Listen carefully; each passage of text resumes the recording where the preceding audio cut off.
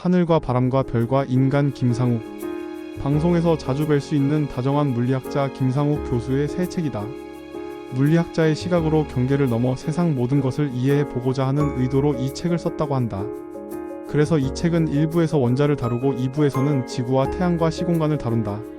3부에서는 지구의 생명체에 대해 다루고 4부에서는 인간을 다루는 형식으로 제목과 맞게 4가지 부분을 다루고 있다. 1부에서는 원자와 구조에 대해 이야기한다. 원자는 어떻게 생겼을까? 원자는 원자핵과 전자로 구성되어 있다. 전자는 1897년 조지프 톰슨에 의해 발견되었고 원자핵은 1911년 어니스트 러더포드에 의해 발견되었다. 1913년 닐스 보어는 러더퍼드의 실험 결과를 바탕으로 원자의 구조에 대한 이론을 내놓는다. 1925년 베르너 하이젠베르크는 보어의 이론에 등장하는 새로운 개념을 기반으로 양자역학의 수학을 확립했다. 이듬해 에르빈 슈레딩거도 전자의 운동을 기술하는 파동방 정식을 독자적으로 발견한다. 이렇게 탄생한 새로운 물리학을 양자역학이라 부른다.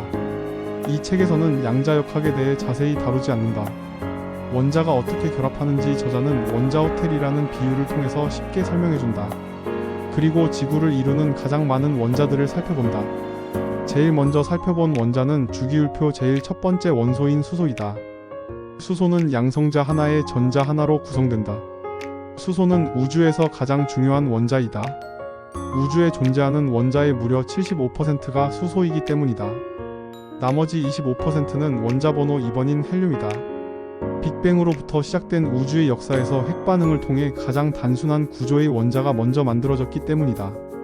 태양계도 대부분 수소이다. 태양의 73%가 수소, 25%가 헬륨이다. 하지만 지구의 대기에는 주로 질소와 산소가 차지하는데 수소와 헬륨은 이들보다 가벼워서 날아가 버리기 때문이다. 수소의 가장 중요한 특징은 수소 핵융합 반응을 한다는 것이다. 4개의 수소와 결합하여 2개의 헬륨을 만드는데 이때 막대한 에너지가 나온다. 이 에너지를 이용하여 태양이 빛을 낸다. 대부분의 별이 수소로 되어 있다는 말인데 그 이유는 앞서 이야기한 대로 빅뱅 이후 만들어진 원자가 대부분 수소라서 그렇다. 태양빛이 없으면 지구의 생명체는 존재할 수 없다. 식물은 수소가 만든 태양빛으로 이온을 얻어 에너지를 만들고 동물은 다른 식물이나 동물을 먹고 수소 이온을 얻어 에너지를 만든다. 이래저래 수소는 우주의 에너지원이다. 두 번째로 살펴볼 원자는 탄소이다. 탄소는 다른 탄소들과 연이어 결합하여 끈처럼 줄줄이 연결되는 것이 가능한데 이런 구조가 가능하기 때문에 탄수화물, 지방, 단백질이라는 3대 필수 영양소를 구성할 수 있다. 탄수화물은 탄소와 수소의 화합물이라는 뜻이다. 단백질과 지방 모두 탄소가 뼈대를 이루고 있다. 탄소 원자가 생명체에 중요한 역할을 할 수 있는 이유는 팔이 4개가 있어서 자유자재로 결합할 수 있기 때문이다. 이렇게 산소, 탄소, 질소 그리고 수소를 자세히 살펴본 후 원자들이 어떻게 결합을 하는지 살펴본다. 공유결합과 금속결합을 설명한 후 2부에서는 지구에 대해 이야기한다.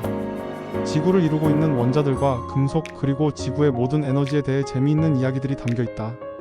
모든 에너지의 근원은 무엇일까? 모든 에너지의 근원은 별이다. 태양도 별이기 때문이다.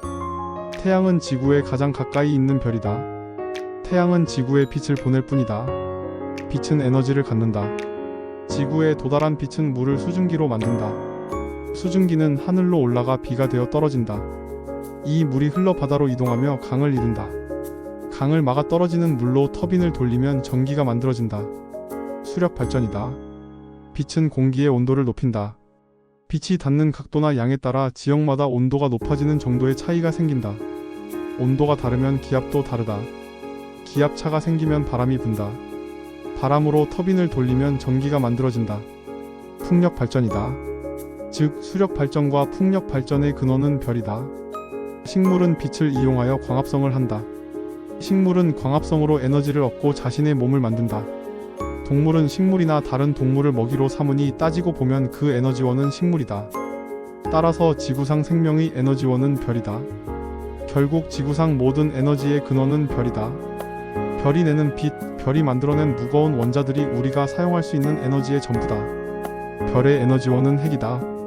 별은 핵 분열을 이용하는데 이미 만들어 놓은 불안정하고 무거운 원자를 연료로 한다.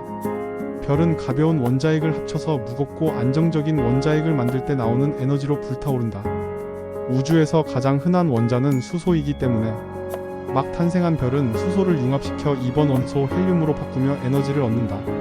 3부로 들어가면 생명이란 무엇인가에 대해 이야기한다. 사실 우주를 놓고 보면 인간과 지구의 생명체는 오히려 부자연스러운 존재들이다. 모든 우주가 죽어있는 상태이기 때문이다. 전 우주가 죽어있는 상태에서 지구상에 살아있는 존재로 잠시 살아가는 이 시간이 얼마나 소중한 것인지 저자는 이야기한다. 4부에서는 지구의 생명체 중에서도 이 책을 쓰고 있는 우리 호모 사피엔스 즉 인간에 대해 다룬다. 인간다움을 규정하는 것은 무엇인지 물리학자의 시선과 사유의 흔적이 담겨있다. 이 책은 전체적으로 상당히 흥미롭고 신기한 내용들이 가득한 책이다. 다소 어려운 부분도 없지 않으나 일부 부분을 이해하지 못해도 전체 내용을 이해하는 데 어려움은 없도록 구성되어 있다. 우리의 몸의 99%는 사실 비어있는 상태인데 어떻게 물건을 만지고 충격을 받게 되는지에 대해서도 놀라운 비밀을 알게 되었다. 우리 몸을 이루고 있는 원자의 전자가 가진 전자 기력이 밀어내는 성질 때문에 우리가 물체를 만질 수 있고 느끼고 감지할 수 있다는 것도 이 책을 통해 알게 된 사실이다. 과학이나 물리에 관심이 없는 분들이라도 이 책은 정말 재미있게 읽을 수 있는 책이라고 생각한다.